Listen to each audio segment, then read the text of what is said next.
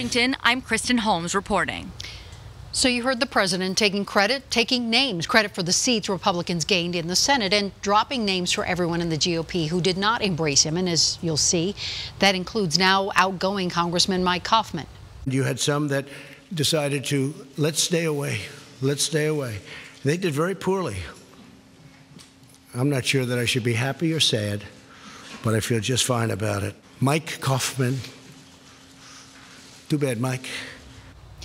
And for his part, Coffman blamed his loss to Jason Crow on the president, saying the race became a referendum on the Trump White House. Democrat Phil Weiser also riding that blue wave that came to Colorado. He will be Colorado's next attorney general. Republican George Brockler called Weiser this morning to concede. Brockler, the district attorney of Arapahoe, Douglas, Elbert, Lincoln County, of course made a name for himself prosecuting the Aurora Theater shooting gunman.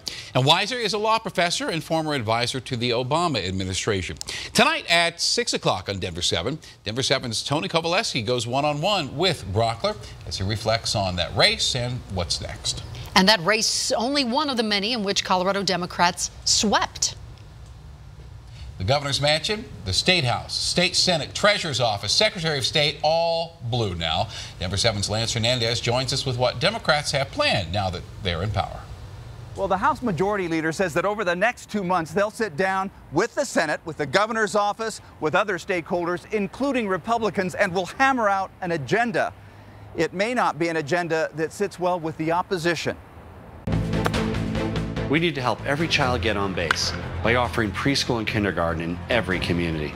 Governor-elect Jared Polis campaigned to let cities and counties raise the minimum wage and to let Colorado chart its own course for energy freedom.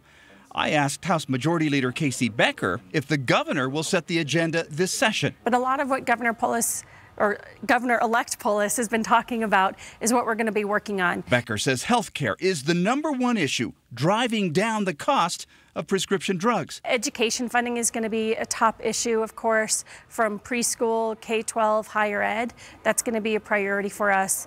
Environmental values are, I think, something that a lot of people are talking about, and so we're going to address that as well.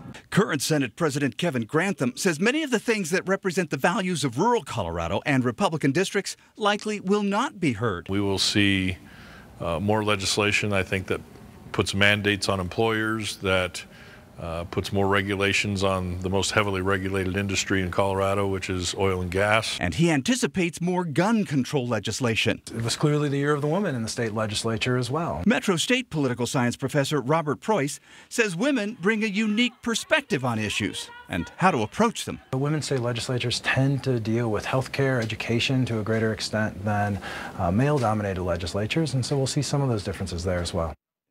Now, last session, women made up 38% of the legislature. This session, they could make up 43%.